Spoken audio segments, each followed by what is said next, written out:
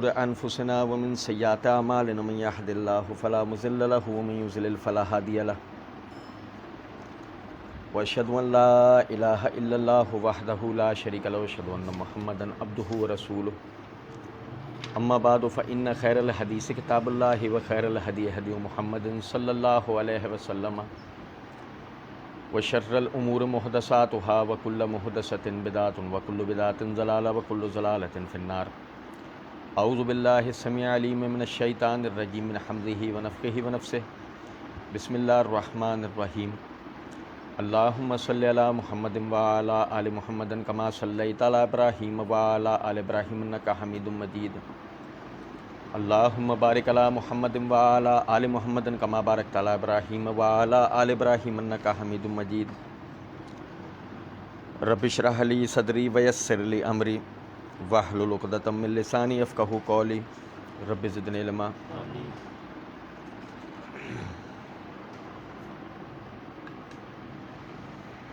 یہ 2 نمبر کم کرنا. اللہ رب العزت کے فضل و کرم سے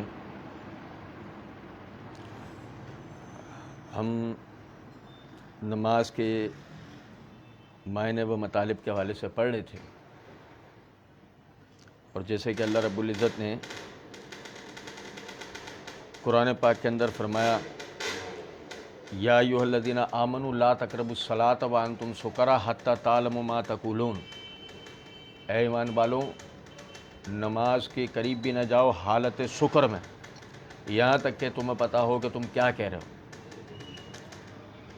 اور سکر سے مراد کیا ہے کہ غفلت، کہ جس میں انسان کے اور اس کی عقل کے درمیان میں کوئی چیز رکاوٹ ہو جائے. اس حوالے سے ہم پڑھ رہے تھے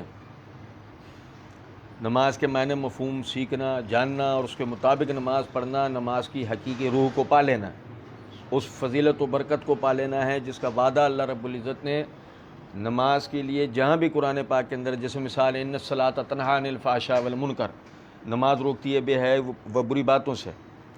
واستعینوا بالصبر والصلاۃ، مدد طلب کرو صبر اور نماز کے ذریعے سے. تو اس طرح کی دیگر جتنی بھی آیات ہیں، اللہ رب العزت نے ان میں جس مدد کا وعدہ دیا، جس برکت و فضیلت کا وعدہ دیا ہے، اللہ رب العزت اس کو جبھی عطا کرتا ہے جب بندہ اس طریقے سے پڑھے کہ جس طریقے سے پڑھنے کا شریعت کے اندر حکم دیا گیا. قد افلح المؤمنون الذین هم عن صلاتهم خاشعون.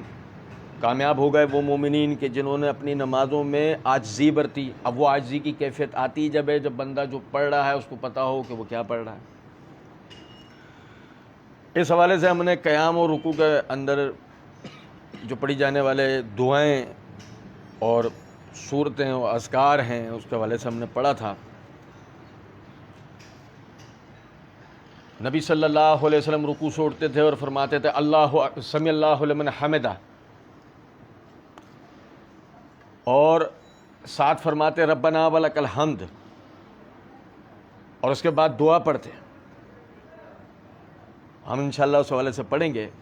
یہ میرے ہاتھ میں صحیح بخاری ہے، اس کی جلد نمبر 1 کا صفحہ نمبر 500 اور 501 ہے. امام بخاری رحمۃ اللہ علیہ نے کتاب الصلاۃ میں باب قائم کیا، باب فضل اللہم ربنا ولک الحمد. اس کے تحت حدیث نمبر 759 ہے. ابو ہریرہ رضی اللہ تعالیٰ عنہ فرماتے ہیں کہ نبی صلی اللہ علیہ وسلم نے فرمایا جب امام سمع اللہ لمن حمدہ کہے تو تم اللہم ربنا ولک الحمد کہو، کیونکہ جس کا یہ کہنا فرشتوں کے کہنے کے موافق ہو جائے گا اس کے پچھلے تمام گناہ معاف کر دیے جائیں گے. کیا مطلب ہے آپ سمجھیں. ایک آدمی رکوع میں گیا، اس کیفیت کے ساتھ پچھلے درس میں آپ کو یاد ہوگا ہم نے پڑھا تھا، ایک انتہائی طاقتور آدمی، ایک فوجی، ایک وزیر، ایک امیر، ایک انتہائی طاقتور آدمی، اس نے اپنی پیشانی اللہ رب العزت کے آگے جھکا دی. اس نے کس عقیدے کے ساتھ کہ اللہ رازق ہے، اللہ رب العزت مالک ہے، اللہ رب العزت معبود ہے. اس نے اس عقیدے کے ساتھ اپنی پیشانی اللہ کے حضور جھکا لی اور اللہ کے لیے اس نے تسبیح بیان کی، اللہ کے لیے اس نے حمد بیان کی. اب اس کے بعد وہ کھڑا ہوا، سمی اللہ لمن حمدہ، وہ کیا کہہ کے آیا تھا پہلے؟ وہ پہلے یہ پڑھتا ہوا آیا تھا اہدنا الصراط المستقیم صراط الذین انعمت علیہم غیر المغضوب علیہم ولا الضالین، وہ پہلے یہ سب پڑھتا ہوا آیا تھا۔ اس نے پہلے اللہ کی تسبیح بیان کی تھی، اللہ کی ثنا بیان کی تھی، اس نے تعوذ و تسمیہ پڑھا تھا، اللہ کے نام کے ساتھ وہ پوری نماز کو لے کے چلا ہے۔ اب وہ جب کھڑا ہوتا ہے رکوع سے قیام کی حالت کے اندر آتا ہے، وہ کہتا ہے سمی اللہ لمن حمدہ، سن لیا اس اللہ نے جس کی جو ہم نے تعریف کی۔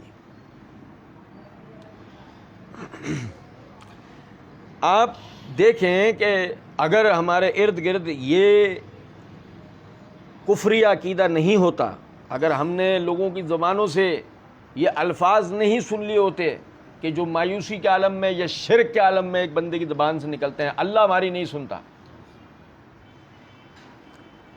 مایوسی کے عالم میں یا ایک آدمی شرک میں ڈوبا ہوا ہے اور وہ یہ کہے کہ اللہ ایسے نہیں سنتا، کسی کی سفارش واسطے وسیلے کی ضرورت ہوتی ہے، دونوں ہی کیفیت کا آدمی، مایوس آدمی اور یہ جس کے عقیدے میں شرک موجود ہے، یہ آدمی۔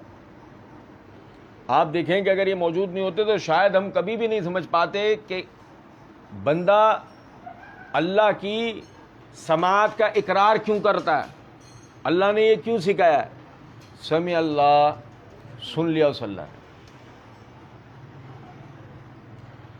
سمع اللہ لمن حمدہ، سن لیا اس اللہ نے جو کچھ اس کی تعریف کی، تو وہ اللہ حاجتوں کو نہیں سنے گا۔ وقال ربکم ادعونی استجب لکم، تمہارے رب نے کہا ہے مجھ سے دعا کرو میں تمہارے لیے قبول کروں گا۔ جو اللہ اپنی حمد کو سن رہا ہے وہ اللہ بندے کی حاجات کو نہیں سنے گا؟ یہ کون سا طریقہ ہے کہ وہ ثنا کو، اپنی تسبیحات و تحمیدات و تعریفات کو سن لے، بندے کی حاجات کو نہ سنے؟ یہ کیسے ممکن ہے؟ اس طرح تو اللہ ظالم ٹھہرے گا، نعوذ باللہ، کہ وہ اپنی تعریف تو سنتا ہے، جیسے کہ ایک ظالم آدمی کے اندر ہوتا ہے کہ وہ اپنی تعریف تو سن لیتا ہے لیکن کسی کے کام آئے، کسی کی آس پکار کو سنے، سوال نہیں پیدا ہوتا۔ سمع اللہ لمن حمدہ، ربنا اللہم ربنا، اے ہمارے اللہ، اے ہمارے پالنے والے، لکل حمد، آپ کے لیے تعریف ہے، الحمدللہ رب العالمین۔ پڑھا تھا نا ہم نے، اللہم ربنا ولک الحمد، اے ہمارے اللہ، اے ہمارے رب، ولک الحمد، اور آپ ہی کے لیے تعریفیں ہیں۔ اب بندہ رکوع سے اٹھا، نماز کے طریقے میں انشاءاللہ آپ بھائیوں کے سامنے آئے گا، بندہ رکوع سے اٹھا، سمع اللہ لمن حمدہ، پورا ہم نے بیان کرا قیام کا طریقہ، انشاءاللہ بھائی سنیں گے دلائل کے ساتھ۔ تو وہ یاد اٹھائے، باندھ لیے، اللہم سمع اللہ لمن حمدہ، اللہم ربنا ولک الحمد۔ اب پھر دیکھو ذرا بات کو، بندگی کی اس معراج کو دیکھیں ذرا آپ۔ یہ معراج میں صحیح مسلم ہے، اس کی جلد نمبر 1 کا صفحہ نمبر 1269 اور 1270 ہے۔ امام نووی رحمۃ اللہ علیہ نے اس حدیث پہ باب قائم کیا، باب ما یقول اذا رفع راسہ من الرکوع، اس بات کے بیان میں کہ رکوع سے سر اٹھا کے کیا کہے۔ اس کے تحت یہ حدیث نمبر ہے 974۔ ابو سعید خدری رضی اللہ تعالیٰ عنہ فرماتے ہیں کہ نبی صلی اللہ علیہ وسلم جب رکوع سے سر اٹھاتے کہا فرماتے ہیں ربنا ولک الحمد مل السماوات والارض، مل السماوات والارض ومل ما شئت من شیء بعد۔ آپ سمجھے ذرا اس بات۔ ابھی پچھلے دنوں میں سوشل میڈیا پہ، فیس بک پہ ایک جگہ پر ایک سائنس کے حوالے سے ایک پیج ہے، وہاں پر یعنی کہ ایک شخص نے سوال کیا کہ یہ جو ہماری گیلیکسی ہے، یہ ہماری کہکشاں جو ہے، اس کہکشاں کے علاوہ کہکشاں مفروضے ہیں، فرضی باتیں ہیں، یا ان کی کوئی حقیقت ہے؟ تو وہ نیچے لوگ جوابات دے رہے تھے۔ ایک بھائی نے نیچے کیا کیا کہ جو خلائی تصویریں ہیں گیلیکسیز کی، وہ خلائی تصویریں اس نے ایک ایک کر کے، وہ تقریباً 11 تصویریں اس نے چھوڑی، جو طاقتور دوربینوں کے ذریعے جو یعنی خلا سے وہ تصویریں لی گئی ہیں دور کہکشاؤں کی، یعنی کہ ایک تو ایک کہکشاں ہماری ہے سورج، اور سورج سے متصل یہ ہمارے سیارے اور اس مدار میں پھیلے ستارے، یہ تو ہماری کہکشاں ہے۔ پھر اسی آسمان پر جب ہم نے یہ تصویریں لی ہیں تو دیگر کہکشائیں نظر آتی ہیں۔ اب آپ سمجھیں اس بات کو کہ سورج ہے ہمارے مرکز کا سب سے بڑا سیارہ، یعنی کہ اسی سے ہمیں روشنی ملتی ہے، یہ آپ سمجھ رہے ہیں؟ یہ روشنی کی جو انرجی ہے یہ ہمیں سورج سے ہی ملتی ہے، اور وہ اتنا بڑا ہے کہ وہ یہ سارے ساتھ کے ساتھ سیارے اگر جا کر مثال طور پہ کوئی زور سے ان تمام سیاروں کو سب کو مل کے سورج پر دے مارے تو یہ سورج سے ٹکرانے سے پہلے تباہ ہو جائیں گے۔ سورج سے نکلنے والی ہائیڈروجن جو ہے یہ بھی اس سے جا کے ٹکرائیں گے نہیں، یعنی ٹکرائیں گے بھی نہیں، اس سے پہلے رستے میں جل کے دھماکوں سے اور یہ پھٹ جائیں گے۔ پھر سورج سے آگے جو سیارہ ہے یا ستارہ ہے واللہ عالم، اس کی حرکت کا ہمیں نہیں پتا، اب وہ سیارہ ہے یا ستارہ، اس کے آگے سورج ایک کنکر کے برابر ہے جو تصویر میں نظر آتا ہے، اس کے آگے سورج ایک کنکر جتنی حیثیت رکھتا ہے، آپ اندازہ کریں۔ بندگی کی معراج دیکھیں کہ نبی صلی اللہ علیہ وسلم رکوع سے اٹھ کے دعا پڑھیں ربنا لک الحمد مل السماوات، مل السماء نہیں، مل السماوات، اے اللہ آسمانوں کو بھر کے، اے اللہ کیا چیز، ربنا لک الحمد، اے اللہ آپ کے لیے تعریفیں ہیں، اے اللہ آپ کے لیے تعریفیں کس طرح، مل السماوات آسمانوں کو بھر کے، والارض زمین کو بھر کے۔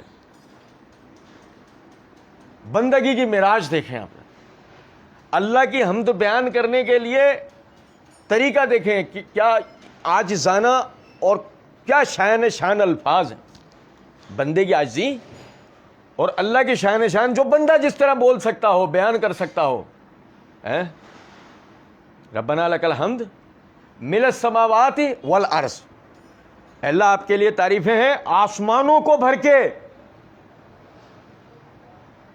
کہ اگر میں نے ابھی آپ کو ایک مثال دی نا کہ اس کی تو کیلکولیشن تو ہو ہی نہیں سکتی نا، تو اس لیے ایک جملے میں جامع ترین بات کہہ دی، آسمانوں کو بھر کے، زمین کو بھر کے، وَمِلَا مَا شَئْتَ مِن شَيْءٍ بعد، اور اس کے بعد بھی جس چیز کو تو چاہے، جس چیز کو بھی، اس سب کو بھر کے، اعلی الثناء والمجد، یعنی کہ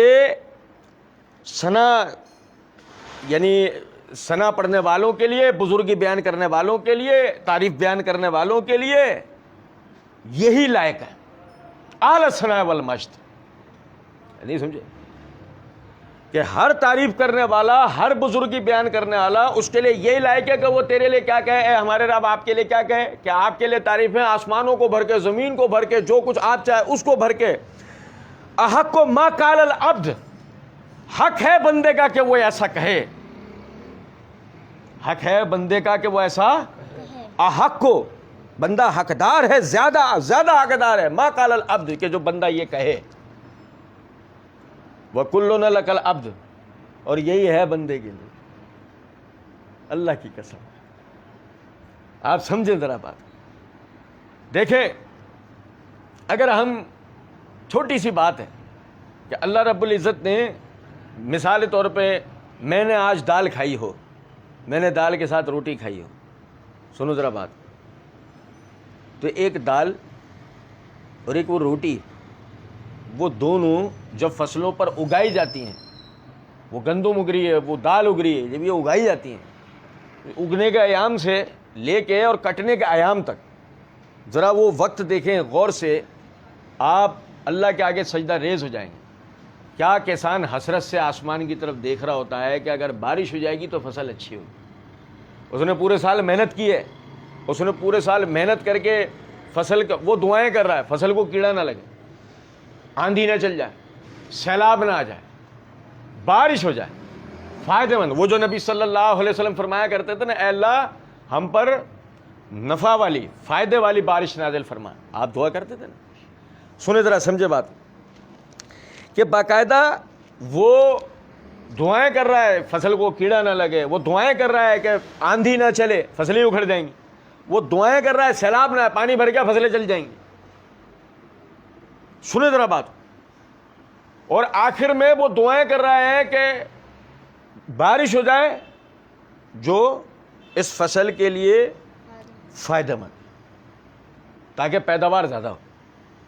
اب پیداوار ہوئی, کٹائی ہو گئی, کٹائی چھلائی ساری چیز صفائی سب چیزوں سے فارغ ہو گیا, وہ بوروں میں پیک ہوا. پھر ٹرانسپورٹ کا ایک ٹرانسپورٹ کے ساتھ اگر آپ ایک ٹرانسپورٹ ٹرک کے ساتھ آپ چلتے رہیں جہاں سے وہ گندم یا جہاں سے بھی وہ دالیں آ رہی ہیں, مثال کے طور پہ میں تو ایک چھوٹی سی مثال دے رہا ہوں کہ بھائی اگر آج آپ نے جو بھی کھایا آپ اس کو ذہن میں لا کے یہ مثال سمجھ سکتے ہیں, اس کے ساتھ ساتھ چلتے رہو. یقین کرو کہ اگر اناج کا وہ آخری ٹرک ہوگا, اگر وہ آپ کی طرف آنے والا اناج کا آخری ٹرک ہوگا, اللہ کی قسم ہر گزرتے کلومیٹر پہ آپ اس کے لیے دعا کریں گے, اے اللہ اس کو خیر و سلامتی کے ساتھ منزل پر پہنچا دے, اس کا ایکسیڈنٹ نہ ہو جائے, اسے کچھ نہ ہو جائے, ٹرک نہ الٹ جائے, اناج برباد نہ ہو جائے ہمارا.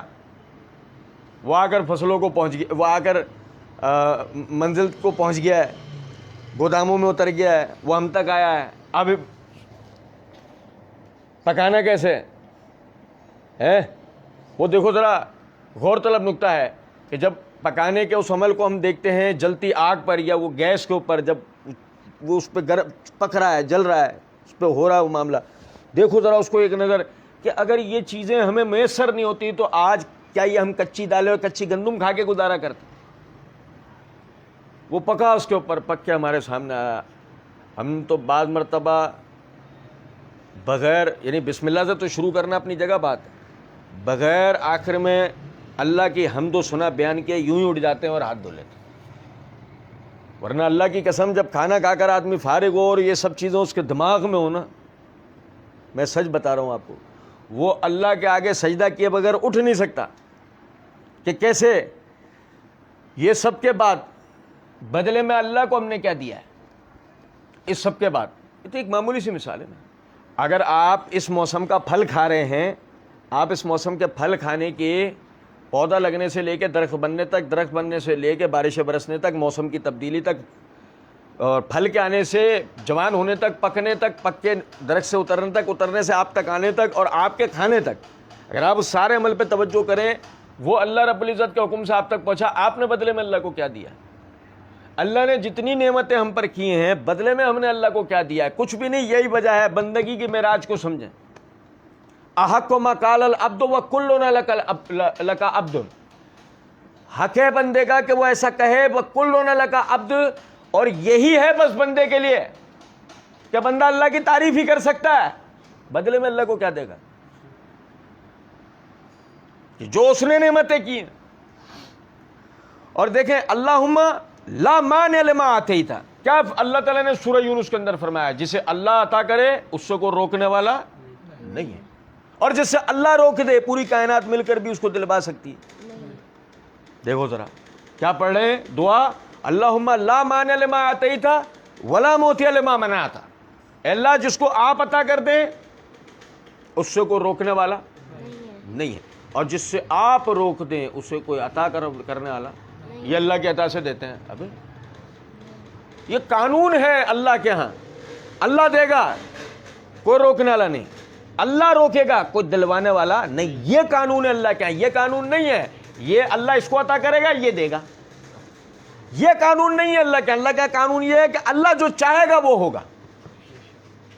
یہ قانون ہے اللہ کا. اللہم لا مانع لما آتیت ولا معطی لما منعت ولا ينفع ذو الجد منک الجد.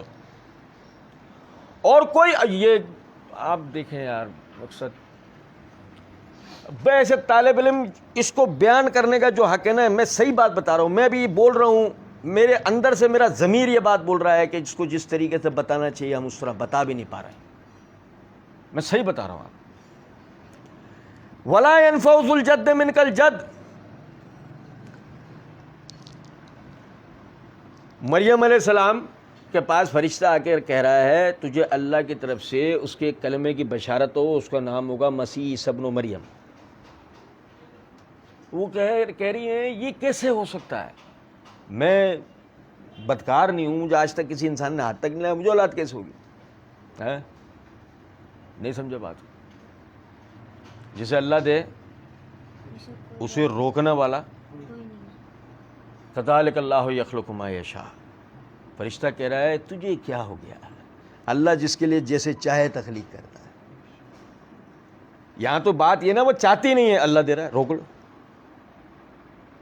کچھ سمجھ میں آ رہی ہے بات یا نہیں؟ اور دوسری طرف آپ دیکھیں فرعون چاہتا تھا اس کے اولاد ہو، ہوئی، لے کے بچے کو پالا ہے. بچہ کون ہے؟ موسیٰ علیہ السلام. نہیں سمجھے؟ بچے کو لے کے پالا ہے کس نے؟ بیوی نے. پورا واقعہ ہے. اور اس نے جوان ہونے کے بعد قتل کر دیا ہے. یعنی کہ وہی نا کہ نیل میں غرق ہو گئے، لو جی مر گئے. کیا تو سنت وہ ہے اللہ کی کہ جس میں مریم چاہتی نہیں ہے کہ اولاد ہو، اولاد ہو رہی ہے. اور کیا تو سنت ہے اللہ کی یہ ہے کہ وہ چاہتا ہے اولاد ہو اور اللہ اس کو اولاد دے رہا، کیونکہ وہ کسی کی اولاد تھا. پتا تاریخ میں یہ بات موجود ہے، وہ کسی کی اولاد تھا. اس کا باپ، اس کے پورے خاندان نے مصر کی حکومت پہ قبضہ کیا، جس کا بعد میں یہ ولی عہد بنا. اور آخری مظالم اس نے ڈھائے جس کی آج تک، یعنی جس کی ان مظالم کی داستان قرآن تک نے سنا رکھی ہے. آپ دیکھیں. لیکن اس ظلم کو فل سٹاپ لگانا ضروری تھا، یہی وجہ اس کو اولاد ہو رہی. نبی اکرم صلی اللہ علیہ وسلم کے بیٹے ہوئے، ایک بھی زندہ نہیں رہا. بیٹیاں ہی بیٹیاں 4، تینوں بیٹوں کا انتقال ہو گیا. جسے اللہ دے اسے کو روکنے والا نہیں ہے، اور جس سے اللہ روک دے اسے کو دلوانے والا. یہی وجہ. اب دیکھو کیا کریں، اللہم لا مانع لما اعطیت ولا معطی لما منعت ولا ينفع ذو الجد منک الجد. اے اللہ جس کو تو عطا کرے اس سے کو روکنے والا نہیں، جس کو تو روک دے اسے کو دینے والا نہیں، اور فائدہ نہیں ہے کوئی. ولا ينفع، کوئی فائدہ نہیں ہے. ذو الجد منک الجد، جبکہ وہ تیری طرف سے فائدہ نہ ہو. مثالی طور پہ ایک ہے انسان نے اسباب کو اکٹھا کرا، محنت کرا، اور اس نے سوچا اس سے جو نفع مجھے حاصل ہوگا وہ نفع ہے. وہ نفع، حدیث کے اندر الفاظ نبی صلی اللہ علیہ وسلم نے فرمایا انسان کہتا ہے میرا مال میرا مال، مگر جو کھا لیتا ہے نکال دیتا ہے، اور جو پہنتا ہے پھاڑ لیتا ہے، اور جو اللہ کے راستے میں دیتا ہے اس آخرت کے لیے جمع کر دیتا ہے. اب سمجھے ذرا بات کو. فائدہ ایک تو وہ تھا کہ جس کو میں نے سمجھا تھا کہ میں نے کاروبار کیا، مال و اسباب اکٹھا کیا، یہ میرا فائدہ ہے. پھر اسی طریقے سے شادیاں کی، اولادیں ہوئیں، یہ میرا فائدہ ہے. پھر تعلقات بنائے، بڑے بڑے خاندان بنا لیے، بہت دوست یاریاں ہو گئیں، بہت سارے تعلقات ہو گئے، تو یہ کیا ہے؟ یہ فائدہ ہے. لیکن سمجھے ذرا اس بات کو، اولاد نے چھوڑ دیا، مال ختم ہو گیا، اسی اولاد میں تقسیم ہو گیا. دوست یار گردش زمانہ کے ساتھ اپنے اپنی راہ کو ہو گئے. اس کو سوائے اللہ سے تعلق کے کون سا تعلق کام آ رہا ہے؟ سوائے یعنی کہ رب ہونے کے، رب کے اور بندے کے، مالک کے اور مملوک کے. بھائی اس کو کون سا تعلق کام آ رہا ہے؟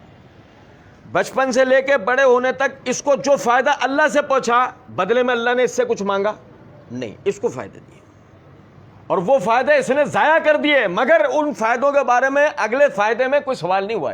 یہ چیز لے لو، لے لی، اگلی دفعہ دینا ہے، ہاں پہلے والی کہاں ہے؟ ایک چھوٹی سی بات ہے نا، ایک باپ اپنی اولاد کے لیے کام محنت کرتا ہے، اب جتنی چاہتے رہے اس حساب سے اس کے لیے کوشش کر کے چیز لے کے آیا، وہ چیز اس نے خراب کر دی، دوسری چیز سے سوال کرا، تو باپ کیا بولتا ہے؟ پہلے لکھا ہے، اس کا کیا کیا کرتا ہے نا بات. لیکن ایک باپ اور ایک رب میں کتنا بڑا فرق ہے کہ آپ دیکھیں وہ دیے چلا جاتا ہے، دیے چلا جاتا ہے، دیے چلا جاتا ہے، دے رہا ہے، بس لے کچھ رہا، لے کچھ بھی نہیں رہا. ذہن میں خیال آتا ہے کہ یہ جو ہم پڑھ رہے ہیں، یہ تسبیح، تحمید و تعریف، یہ سب وہ یہ بندہ اپنے لے کر رہا نہیں. پچھلے درس میں ہم نے پڑھا فرشتوں کی رزق، فرشتوں کی حاجات کیا ہیں؟ اللہ کی عبادت. جیسے ہماری حاجت تو کھانا پانی نہانا دھونا سب چیزیں نا, فرشتوں کی حاجت صرف اور صرف اللہ کی عبادت ہے. گویا کہ جیسے ہمیں سانس کی احتیاج ہے, فرشتوں کو نماز کی احتیاج ہے. جو سبحان اللہ کہہ رہا ہے سبحان اللہ کہہ جا رہا ہے, جو سبحان اللہ وہ بحمدہ کہہ رہا ہے وہ وہی کہہ جا رہا ہے, جو اللہم صلی علی محمد پڑھ رہا ہے وہ وہی پڑھ جا رہا ہے, جو استغفر اللہ ربی من کل ذنب پڑھ رہا ہے وہ وہی پڑھ رہا ہے, جو پڑھ رہا ہے وہ وہی پڑھ رہا ہے, چھوڑ دے گا جس دن اس دن مر جائے گا. یہ فرشتوں کا حال ہے. لیکن مجھے نماز کے وقت میں نماز ہے, روزے کے وقت میں روزہ ہے, جب توفیق ملے تو ذکر و اذکار ہیں. یہ ساری چیزوں کے بعد کھانے کو, پینے کو, سونے کو, رہنے کو, شفا, ساری چیزیں اللہ رب العزت دے رہا ہے, بدلے میں کچھ لے رہا ہے, بدلے میں کچھ بھی نہیں لے رہا. باقی تو جو میں نے کمایا اپنی آنکھوں سے میں نے اسے ختم ہوتے دیکھا. ان الانسان لفی خسر, انسان ہر صورت میں نقصان میں ہے. میں نے تو جو کچھ کیا اسے اپنی آنکھوں سے ختم ہوتے دیکھا. ایک آدمی جس نے بہت طاقت بنائی, بوڑھا ہوا, طاقت ختم. ایک آدمی بہت بڑا اسپورٹس مین, اس کی جگہ دوسرا آیا جوان, اس کی ختم. ایک بہت اچھی گلوکارہ, ایک ایسی مثال کے طور پہ بات کر رہا ہوں, وہ گلوکارہ کی جگہ دوسری گلوکارہ گئی, ختم. ایک بہت اچھی فیشن ماڈل, اس کی جگہ دوسری آ گئی, پہلے ختم. جو آپ نے کیا اس کا فائدہ کچھ نہیں ہے سوائے اس کے کہ وہ زوال کا شکار ہے, اور جو فائدہ اللہ کی طرف سے ہے وہ دنیا اور آخرت دونوں میں واقعی فائدہ مند, اس کا کوئی نقصان ولا ينفع. حتیٰ کہ بندہ مانگتا ہے اپنے لیے نقصان کی چیز, اے اللہ مجھے موت دے دے, نہیں مانگتا. ہم اپنے ارد گرد نہیں سنتے اے اللہ مجھے موت دے دے. بے یار ایسے حالات سے تو بہتر تھا مر جاتے, ہم نہیں کہتے تھے ایسی بات. آپ دیکھیں کہنے والے تو ایک دم سے کہتے ہیں بھائی قبولیت کی گھڑی, بھائی قبولیت کی گھڑی, بھائی قبولیت. نہیں, اللہ کسی چیز سے پابند تھوڑی ہے, یہ ہو گیا تو اب یہی ہوگا. یہیں سے ہمیں پتہ لگتا ہے اس کا حکیم ہونا, یہیں سے ہمیں پتہ لگتا ہے اس کا رحمان و رحیم ہونا. ورنہ جو کلمہ منہ سے نکالا ہے تو اس کے بعد تو ہونا کیا چاہیے, بھائی میں نے تجھے کھانے پینے کو دیا, تجھے اتنا بڑا کیا تھا اپنی عبادت کے لیے, تو کیا بول رہا ہے کہ یہ نہیں ہوا وہ نہیں ہوا تو میں مر جاؤں. ابے تو میں نے جو پیدا کیا تھا اس کا کیا ہوگا. بھیا ذرا اپنے آپ کو ایک منٹ سوچے نا, کہ اگر ہم نے مثال طور پہ ایک کسی کو تربیت دی, سکھایا, پڑھایا, سمجھایا, ایک مقصد کے لیے تیار کیا, جب اس مقصد کی باری آئی وہ رفو چکر ہونا چاہ رہا ہے کسی بھی نام پہ, چاہے مرنے کے نام پہ صحیح, وہ ذمہ داری سے بھاگنا چاہ رہا ہے, تو ہم تو اس سے پوچھیں گے نا کہ بھائی ہم نے تجھے اس مقصد کے لیے کھلایا پلایا, نشونما دی, سارے معاملات کیے, اور آج تو جو ہے فلاں کمی ہے, فلاں مسئلے کی وجہ سے تو کہتا ہے کہ نہیں جی میں یہ چیز نہیں کر سکتا, یا میں مر رہا ہوں, یا فلاں, یہ کیسے ممکن ہے. ولا ينفع ذو الجد منک الجد, کوئی فائدہ نہیں ہے مگر وہ فائدہ اللہ کی طرف سے ہو. یہی وجہ آپ دیکھیں انس بن مالک رضی اللہ تعالیٰ عنہ فرماتے ہیں کہ نبی صلی اللہ علیہ وسلم رکوع سے اٹھ کر اتنی دیر کھڑے رہتے تھے کہ ہم سمجھتے ہیں کہ سجدہ کرنا بھول گئے. آئی سمجھ میں بات, کہ آپ اتنی دیر کھڑے کھڑے کیا پڑھ رہے ہوتے تھے. آج ہماری کیفیت ہے سمی اللہ علیہ وسلم ربنا ولک الحمد اللہ اکبر. اسی طریقے سے آپ دیکھیں یہ صحیح بخاری کے اندر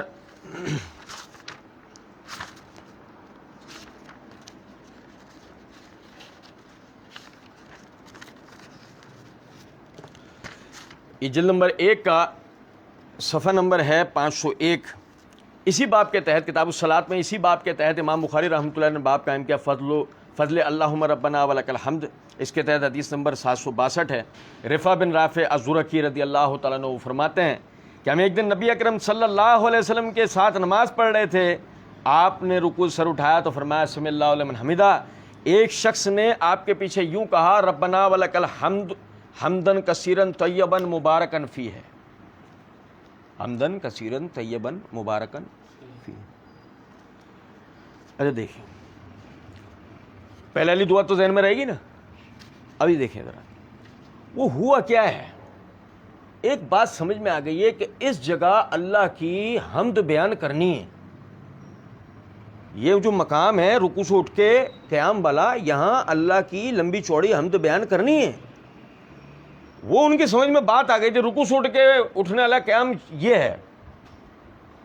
اب وہ پیچھے سے وہ آیا ہے, نماز میں شامل ہوا ہے, اجلت میں ہے, بعض روایات کے مطابق سانس تک پھولی ہوئی تھی. نبی صلی اللہ علیہ وسلم نے فرمایا سمی اللہ لمن حمدہ, اس نے کہا ربنا ولک الحمد. ربنا اے ہمارے رب، لک الحمد آپ کے لیے تعریف ہے، جو بھی ہم نے پڑھا، حمدن کثیرن بہت زیادہ تعریفات، بہت زیادہ. اچھا یہ حمدن نکرہ استعمال ہوا، کیا مطلب ہے؟ سورہ فاتحہ میں میں نے آپ کو بتایا تھا، یعنی کہ ایک تو وہ ہے کہ ہم نے حمد، یعنی حمد کی تعریف ہوئی ہے کہ جس کی جو تعریف کی جا رہی ہے نا، اس کے لیے تعریف کرنے والا اس تعریف پر یہ گمان رکھے، یہ اعتقاد رکھے کہ اس تعریف میں اس کا کوئی شریک نہیں ہے. تم بہت خوبصورت ہو تو مطلب اس جیسا خوبصورت کوئی اور، تم بہت طاقتور ہو تو اس جیسا، یہ اعتقاد رکھتا ہے کہ اس جیسا پھر کوئی اور، یہ حمد ہے. الف لام داخل الحمدللہ، تو وہ ذہن میں خیال آ سکتا ہے الف لام اس لیے داخل ہوا، یہاں معرف اس لیے کیا گیا کہ یہ حمد اللہ کی طرف منسوب ہو رہی تھی اس لیے. لیکن یہاں دیکھو ذرا، حمدن کثیرن نکرہ کیوں استعمال ہوا؟ حمد کسی بھی معنوں میں جس کے لیے بھی ہوتی ہو اور بہت زیادہ ہوتی ہو، وہ کس کے لیے؟ اللہم ربنا ولک الحمد حمدن کثیرن، اے ہمارے اللہ، اے ہمارے رب، آپ کے لیے حمد ہے اور بہت زیادہ حمد، ہر قسم کی ہے، کسی اور کے لیے نہیں ہوگی. طیبن پاکیاں، کون سی والی حمد؟ وہ ساتھ آ رہا ہے، طیبن پاکیوں والی. ایسی کوئی تعریف آپ کے لیے ہے ہی نہیں کہ جو تعریف بظاہر نقص کا پہلو رکھتی ہو. میں آپ کو ایک بات بتاتا ہوں، میڈیکل کی زبان میں نیلی آنکھ ہونا تعریف نہیں ہے، ہری آنکھ ہونا بلکہ یہ ایک مخصوص بیماری ہے. ہری آنکھ ہونا یا نیلی آنکھ ہونا یہ کمی ہے باقاعدہ آنکھ کی، یہ تعریف نہیں ہے. اب فرض کریں کہ کسی کو یہ اچھا لگتا ہے نیلی آنکھ ہونا یا ہری آنکھ ہونا مثال ہے، اور وہ اس میں تعریف کر دیتا ہے، تو طبی علمی اعتبار سے، طب کے علم کے اعتبار سے یہ تعریف وہ صحیح کر رہا ہے؟ نہیں کر رہا ہے. اسے اچھا لگتا ہے اسے وہ تعریف کر. طب کے علم کے اعتبار سے یہ تعریف اس نے صحیح نہیں کی ہے، کیونکہ نیلی آنکھ ہونا یا ہری آنکھ ہونا یا بھوری آنکھ ہونا یہ آنکھ کی سمجھو کمزوری ہے ایک طرح سے. اصل رنگت کالی آنکھ ہونا ہی ہے. سنیں ذرا توجہ سے. اب کیا نیلی آنکھ، اس کی نیلی کتنی پیاری آنکھ، یہ وہ تعریف اپنے گمان میں کر رہا ہے، لیکن یہ عیب کو چھال رہا ہے. حمدن کثیرن طیبن، اللہ آپ کے لیے تعریف ہے مگر پاکیوں والی. ایسی تعریف ہی نہیں، ایسی تعریف ہی نہیں کہ جو خدا نخواستہ تعریف ہی کے معنوں میں عیب ہوتا ہو، کہ تعریف کو معنی کیے جائیں تو وہ تعریف نہ رہے، وہ کیا بن جائے؟ وہ عیب بن جائے. ایسی کوئی تعریف ہے آپ کے لیے، وہ تعریفیں جو آپ کی شان شان ہے. ہر تعریف میں آپ بے مثال، آپ کی کوئی مثال موجود ہو سکتی؟ ناممکن، محال. مبارکن فی ہے، برکتیں ہیں آپ کی اس تعریف کے ساتھ. نہیں سمجھے بات کو یا نہیں؟ برکتیں ہیں. بڑی معذرت چاہتے ہوں میں آپ کو، بڑی معذرت. بھائی صبح گزر ہوا ہے تو پرانا واقعہ، صبح گزر ہوا ہے دکان کے باہر سے، تو اس کے اوپر چل رہا یا نبی صلو علیہ. میں نے اس سے بولا کہ معنی کیا ہے؟ درود ہے. نہیں، وہ میں نے کہا آگے جو بول رہا ہو کیا پتہ نہیں. یا نبی صلو علیہ، یہاں تک تو وہ درود سمجھ میں آ رہا ہے. اب وہ آگے جو بول رہا ہے وہ عربی میں، اب وہ سمجھ میں نہیں آ رہا. بھائی سمجھ میں نہ چلایا کیوں؟ منقبت ہے، نعت ہے. میں جب سمجھ میں ہی نہیں آ رہا تمہیں یہ کیسے پتہ نعت ہے؟ منقبت ہے، نعت ہے، جب تمہیں سمجھ میں ہی نہیں آ رہا تمہیں کیسے پتہ ہے نعت ہے؟ نہیں سمجھے. اور میں نے کہا چھوڑو اس بات کو، یہ صبح صبح دکان کھولتے اس کو کیوں چلایا؟ برکت ہوگی. سمجھے ہیں بات کیا؟ ایک چیز تجھے سمجھ میں آ نہیں رہی، برکت کیسے ہوگی؟ چل تجھے سمجھ میں آتی بھی ہو، پھر بات سمجھ میں آتی ہے، تجھے نہیں سمجھ میں آ رہی تو برکت کا سوال کیسے پیدا ہوتا ہے؟ ایک بات. اس نے کہا ربنا ولک الحمد حمدن کثیرن طیبن مبارکن فیہ، اے اللہ آپ کے لیے تعریفیں بہت زیادہ پاکیوں والی اور برکتیں ہیں آپ کی تعریفوں آپ کے نام کے ساتھ. اس کا مطلب کیا ہوا؟ یہ برکتوں کا سوال کر رہا تھا اللہ سے. برکت کیا ہے؟ میں نے سورہ زمر میں بتایا تھا, سورہ ملک میں بتایا تھا. برکت کیا ہے؟ برکت یہ ہے کہ میں 1,00,000 روپے کا کھانا کھانے کی آسانی رکھتا ہوں. 1,00,000 روپے کا کھانا ایک وقت میں کھانے کی آسانی رکھتا ہوں. حتیٰ کہ 100 کے نوٹ سے تو منہ پہ پہنچ کے پھینک دوں گا میں بعد میں. 1,00,000 کا کھانا کھانے کے بعد 100 کے نوٹ سے تو ہاتھ صاف کر کے منہ پہنچ کے پھینک دوں. میں اتنا دولت مند آدمی ہوں. سمجھے یہ بات؟ 1,00,000 روپے کا کھانا سامنے پڑا ہوا,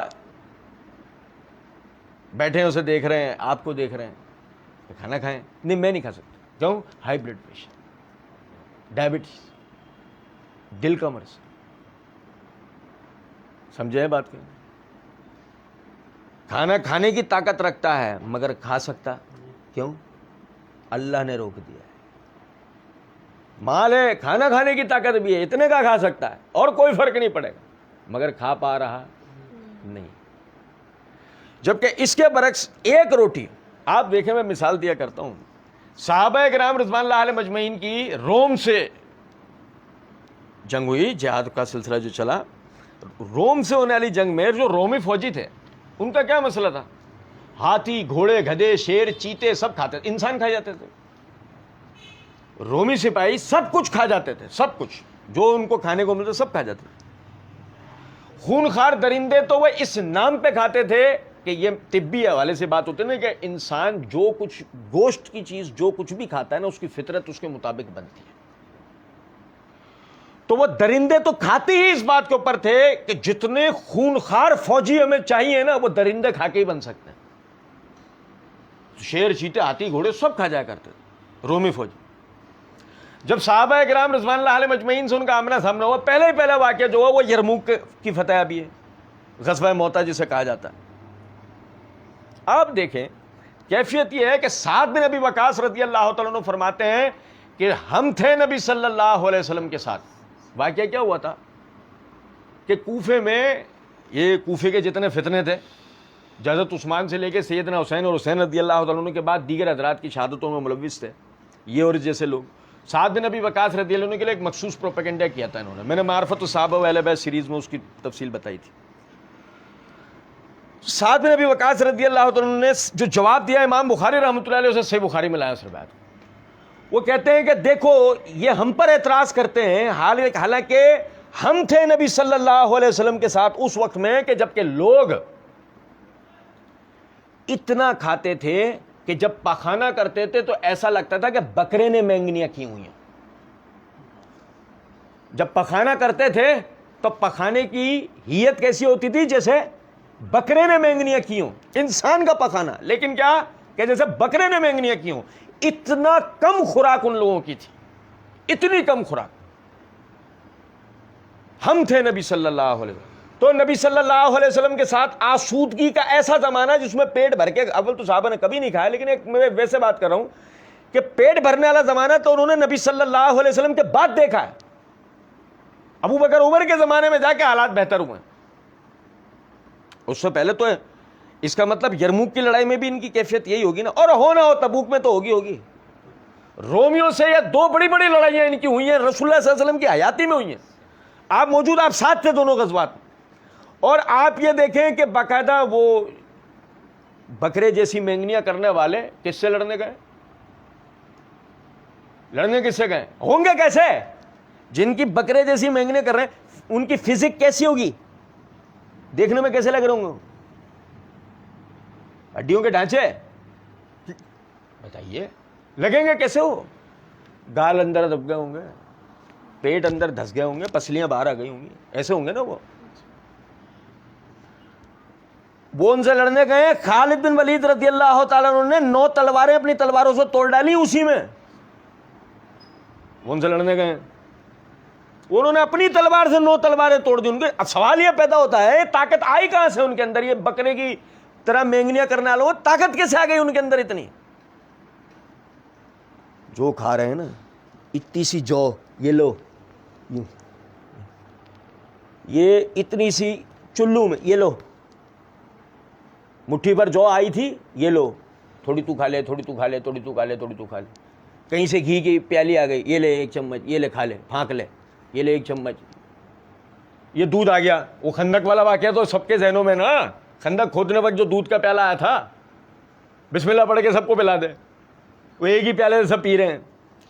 عرض کرنے کا مقصد یہ ہے، یہ ان کی خوراکیں ہیں. یہ 9 تلواریں، ناممکن بات ہے 9 تلوار. اب تلوار توڑنے کا مطلب سمجھتا آپ؟ لوہے سے لوہے کو توڑنے کا مطلب سمجھتا آپ کی طاقت اتنی ہونی چاہیے کہ آپ لوہے سے لوہے کو توڑو؟ یہ طاقت کہاں سے آئے گی؟ یہ کھا کے تو آ نہیں سکتی، ایسی کوئی ٹریننگ بھی نہیں ہے. یہ سب تلواریں توڑ ڈالو، یہ تو طاقت سے ہوگا. طاقت کہاں سے آئے گی؟ بسم اللہ. وہ جو پھانک رہے ہیں، وہ گندم پھانک رہے ہیں، یا 2 کھجوریں کھانے کو مل گئیں، یا 2 گھونٹ پینے کو پانی مل گیا، یا 1 چمچ گھی مل گیا ہے. وہ جیسے وہ صفیہ رضی اللہ تعالیٰ عنہ کا ولیمہ ہوا تھا کہ جس کے بعد جو کچھ بھی لے آئے، تو کوئی روایت میں الفاظ ہیں کہ کوئی 1 مٹھی گندم لے آیا، کوئی جو کی تھیلی لے آیا، کوئی کھجورے لے آیا، سب کا ملغوبہ بنایا، سامنے رکھ دیا، سب اس میں سے تھوڑا تھالوں میں سے تھوڑا تھوڑا تھوڑا تھوڑا سب نے کھایا. یہ ولیمہ تھا صفیہ رضی اللہ تعالیٰ عنہ والا. اب سوال یہ پیدا ہوتا ہے کہ یہ 9 تلواریں کیسے ٹوٹیں؟ کیونکہ جو کھا رہے ہیں نا، بسم اللہ الرحمن الرحیم کہہ کے کھا رہے ہیں. جو کھا رہے ہیں بسم اللہ، اللہ کے نام کے ساتھ، اللہ کے نام کے ساتھ، مطلب برکت کہاں سے مانگ رہے ہیں؟ یہ برکت کا عقیدہ کہ چلو بھر، کلائیوں بھر، چٹکیوں بھر چیزیں کھا کے انہوں نے 9 تلواریں توڑ دی. یار ہم سے ایٹم بوم نہیں چل رہا ہے. کچھ سمجھ میں آ رہی ہے بات یا نہیں؟ وہ 9 تلواریں توڑ ڈالی انہوں نے اپنی تلوار سے. یہ برکت کا عقیدہ ہے کہ اتنا سا کھا کے بھی ان کو، صحابہ کرام کو اللہ رب العزت ہرن کے گوشت کی طاقت دے رہا ہے، شہد کی طاقت دے رہا ہے، دودھ، ہر پاکیزہ چیز کی طاقت اللہ ان کو دے کس سے رہا ہے؟ پانی سے. دے کس سے رہا ہے؟ بھوسی روٹیوں سے. دے کس سے رہا ہے؟ 2 کھجوروں سے، 1 کھجور سوکھی کھجوروں سے. ان سے اللہ وہ ساری طاقت، کیونکہ تاثیر کس کے پاس ہے؟ طاقت کس کے پاس ہے؟ لا حول ولا قوت الا باللہ. ہر توفیق و طاقت ہے ہی اللہ کے پاس سے. وہ چیزوں میں تاثیر پیدا کرتا ہے اور تاثیر کو ختم کر دیتا ہے. بہت کھا کے بھی آدمی، یار کھانے کی کوئی کمی نہیں ہے لیکن پتہ نہیں کیا ہو گیا، لگ کچھ نہیں رہا. یہ ہے برکت کا عقیدہ ہے. کیا کہا اس نے؟ حمدن کثیرن طیبن مبارکن فی ہے. تعریفیں اللہ ساری کی ساری آپ کے لیے، پاکیوں والی تعریفیں اور برکتیں ہیں آپ کی طرف سے. تبارک الذی بیدہ الملک وہو علی کل شیء قدیر. یہ عقیدہ ہے پورا.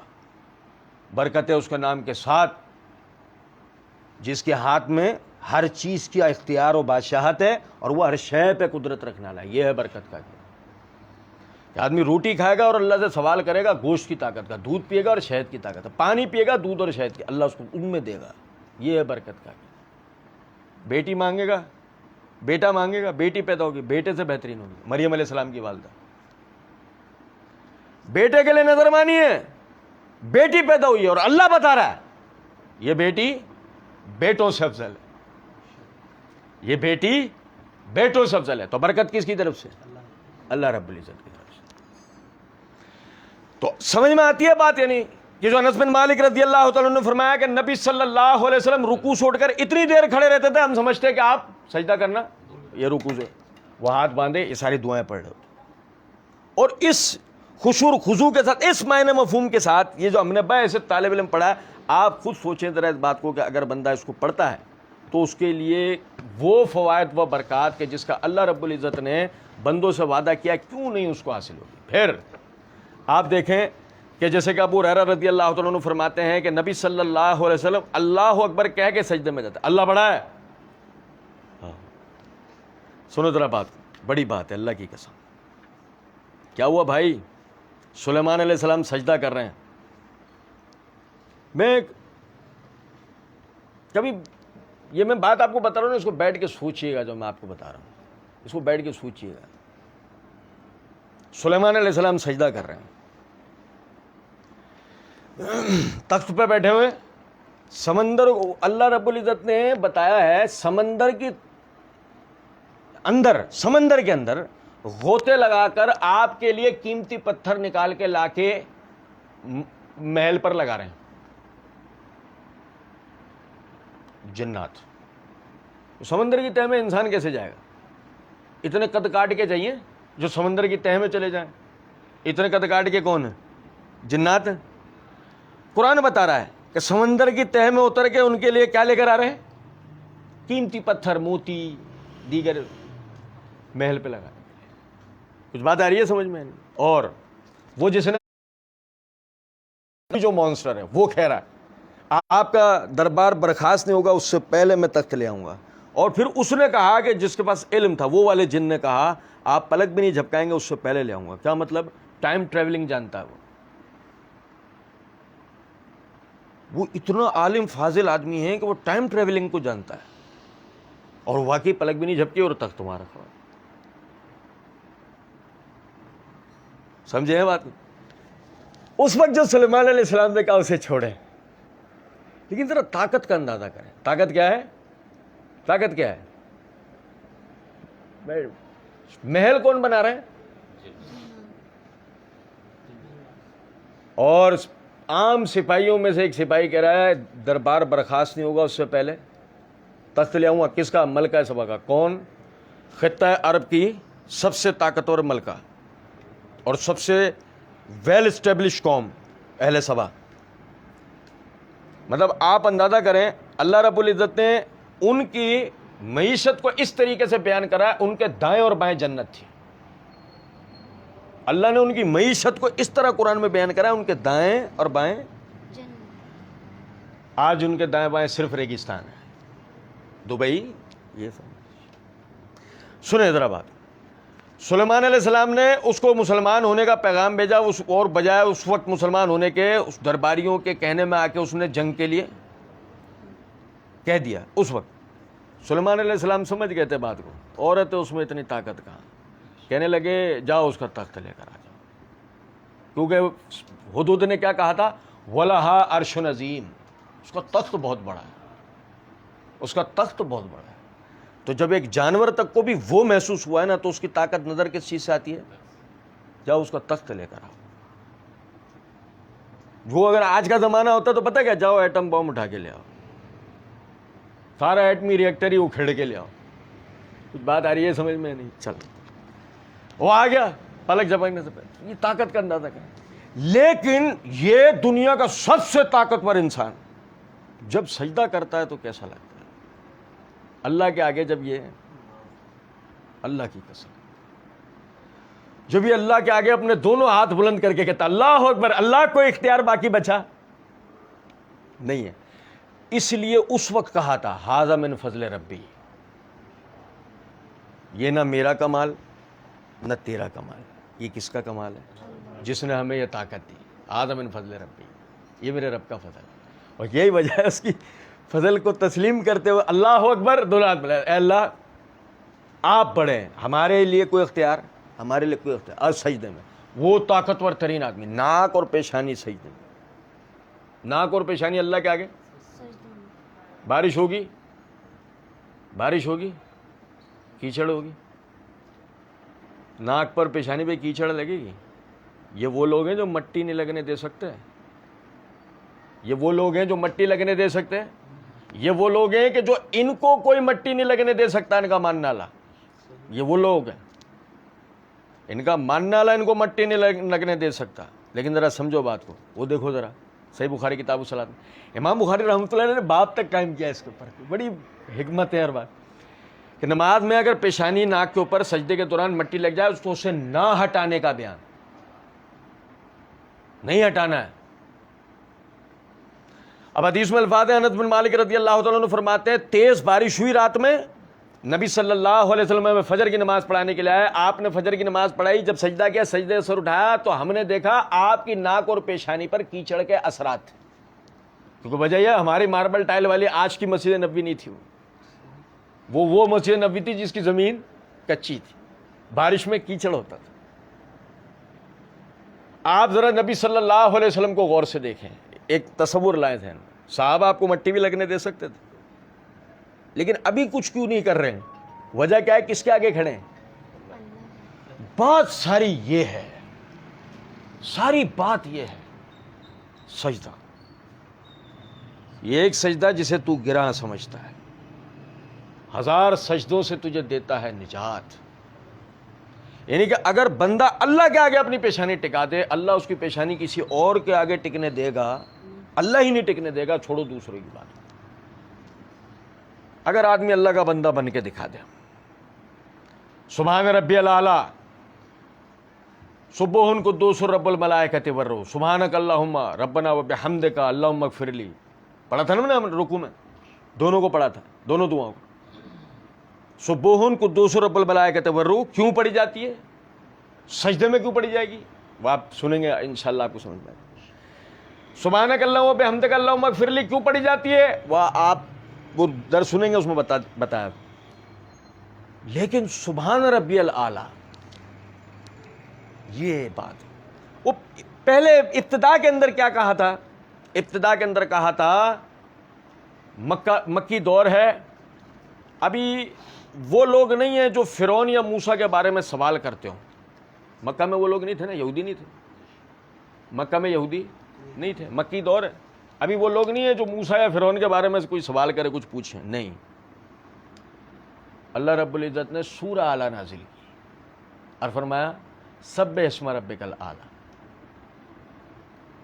حضرت عائشہ صدیقہ رضی اللہ تعالیٰ عنہ فرماتی ہے، سنن نسائی کی روایت ہے کہ جب اللہ رب العزت نے فسبح بسم ربک العظیم نازل کی یہ آیت، تو نبی صلی اللہ علیہ وسلم رکوع میں پڑھتے ہیں سبحان ربی العظیم، اور جب اللہ رب العزت نے سبح اسم ربک الاعلیٰ نازل کی تو نبی صلی اللہ علیہ وسلم سجدے میں پڑھتے ہیں سبحان ربی الاعلیٰ۔ بات کیا ہے؟ پہلے تو وہ نقطہ سمجھے، مکی دور ہے، کوئی فرعون یا موسیٰ کا سوال کرنے والا نہیں ہے، اس وقت اللہ کہہ رہا ہے سبح اسم ربک الاعلیٰ، پاکی بیان کر اپنے رب کی کہ جو کون ہے، اس کی صفت کیا ہے، وہ کون ہے، اعلیٰ۔ وہ کون ہے، اعلیٰ۔ کیا اعلیٰ؟ میں نے بتایا تھا توحید والے درس میں، اللہ رب العزت دنیا اور یعنی دنیا میں یعنی کسی بھی جگہ کائنات میں کہیں بھی نہیں ہے، کائنات کی کسی بھی جگہ نہیں ہے اللہ۔ میں نے توحید والے درس میں پورا بتایا تھا تفصیل سے، ہر چیز مخلوق ہے، اللہ اپنی تمام مخلوقات سے جدا ہے، نہ دائیں نہ بائیں، نہ آگے نہ پیچھے، نہ مشرق میں نہ مغرب میں، نہ شمال میں نہ جنوب میں۔ اللہ کسی مخلوق کے ساتھ کوئی برابری نہیں رکھتا، مخلوق تو ناممکن ہے، اللہ اپنی مخلوق میں سے کسی کے ساتھ کسی قسم کی کوئی برابری نہیں رکھتا۔ شرکت کی بات نہیں کر رہا میں، برابری نہیں رکھتا۔ نہ اللہ رب العزت رہائش میں سے کسی جگہ رہتا ہے، نہ کام کی کسی جگہ کام کرتا ہے، نہ کہیں سے آتا ہے، نہ کہیں سے جاتا ہے، نہ کہیں سوتا ہے، نہ کہیں جاگتا ہے۔ ہر شے مخلوق ہے، ایک جگہ سے دوسری جگہ جانے کے لیے سفر ہوتا ہے، دونوں جگہیں مخلوق ہیں، سب کچھ اللہ نے تخلیق کیا ہے زمین اور آسمان، اور اللہ رب العزت نے ان سب کو تخلیق کیا، اور ان سب سے ماورا، ان سب سے یعنی علیحدہ 7 آسمانوں سے اوپر اپنے عرش پہ مستوی ہے۔ علو معنی بلندی، اعلیٰ جو سب سے بلند ہو، علو معنی بلندی، اعلیٰ جو سب سے، اور جب اس میں الف لام داخل کر دیں، معرف کر دیں، تو مطلب وہ جس کی اعلیٰ ہونے میں کوئی اس کا شریک نہ ہو۔ سبح اسم ربک الاعلیٰ، اپنے رب کی تسبیح بیان کر اس کے علو کے ساتھ، اس کے علو کے ساتھ، یعنی عیب اس کی بے عیبی، اس کی پاکی کو تو اس کے علو کے ساتھ بیان کر۔ تو نبی صلی اللہ علیہ وسلم قیام میں نہیں پڑھتے، رکوع میں نہیں پڑھتے، تشہد میں نہیں پڑھتے، جلسے میں نہیں پڑھتے، اس جگہ پڑھ کے دکھایا ہے جب قیامت تک آنے والی مخلوق کو اندازہ ہو جائے کہ اللہ کا علو کس طرح ہے۔ سجدے میں جا کے ناک اور پیشانی زمین پہ لگا کے سبحان ربی الاعلیٰ، ساری مخلوقات ارذل ترین، اسفل ترین اور انسان اشرف ترین، افضل ترین، ایسے ہی ہے. جو ساری مخلوقات میں سب سے افضل ترین تھے وہ فرشتے، اسجدوا لآدم، تم سب آدم کے آگے جھک جاؤ. لو جی، اشرف المخلوق انسان. میں نے پچھلے درس میں بتایا تھا نا کہ انسان اپنی عبادت تو کروا سکتا ہے، خود عبادت کسی کی کر سکتا. انسان اس فطرت پہ پیدا کیا گیا ہے، لیکن شرک وہ گندگی ہے کہ انسان کو اس کی فطرت سے گرا دیتی ہے. شرک وہ گندگی ہے. اور آپ دیکھیں، غور طلب نکتہ ہے، نبی صلی اللہ علیہ وسلم سے زیادہ نہ کوئی اللہ کی معرفت رکھنے والا، اور نبی صلی اللہ علیہ وسلم سے زیادہ کوئی اللہ کو محبوب نہیں، اور نبی صلی اللہ علیہ وسلم سے زیادہ کوئی عزتوں والا نہیں، اور نبی صلی اللہ علیہ وسلم سے زیادہ مخلوقات میں کوئی تعریف کے لائق نہیں. تمام تعریفیں مخلوقات میں نبی صلی اللہ علیہ وسلم کے لیے ہیں، کسی عقیدت کی بنیاد پہ نہیں، ان دلائل کی بنیاد پہ جو ہم نبی صلی اللہ علیہ وسلم کی صورت اور سیرت میں پاتے ہیں کہ آپ ایک کامل ترین، ایک مکمل ترین شخصیت تھے، اور واقعی آپ میں انسانیت کی تمام صفات بدرجہ اتم تھی. اور سنیں، مطلب طاقت کے اعتبار سے دیکھا جائے، سیاسی طاقت کے اعتبار سے تو آپ کی طاقت فرعون سے زیادہ تھی. آپ کے پاس طاقت فرعون سے زیادہ، سیاسی اعتبار سے بات کی جائے، جس کی سب سے بڑی مثال یہ ہے، آپ نے روم، فارس سب علاقوں کو فتح کر لیا تھا. کبھی کسی زمانے میں یہ فرعون نے کیا تھا، کسی زمانے میں یہ فرعون نے کیا تھا، اور اس کے بعد تاریخ گواہ ہے کس نے کیا؟ نبی صلی اللہ علیہ وسلم، آپ کے ماننے والوں نے. آپ سیاسی طور پہ بہت طاقتور تھے، آپ مالی طور پہ بہت طاقتور تھے، کیونکہ آپ کے ساتھ، آپ کے ارد گرد کے لوگوں کے نظر میں مال کی کوئی قدر و اہمیت نہیں تھی، وہ جانتے نہیں تھے مال کیا چیز ہے. نبی صلی اللہ علیہ وسلم کی جھولیوں کے اندر ڈھیروں روپیہ پیسہ، یعنی کہ جو اس وقت سکوں کی شکل میں ہوتا تھا، یوں ہی ڈال دیتے تھے، جو پیداوار ہے یوں ہی ڈال دیتے تھے، سب کچھ آپ کے قدموں میں، اور آپ یہ جمع ہوا، یہ تقسیم ہو گیا.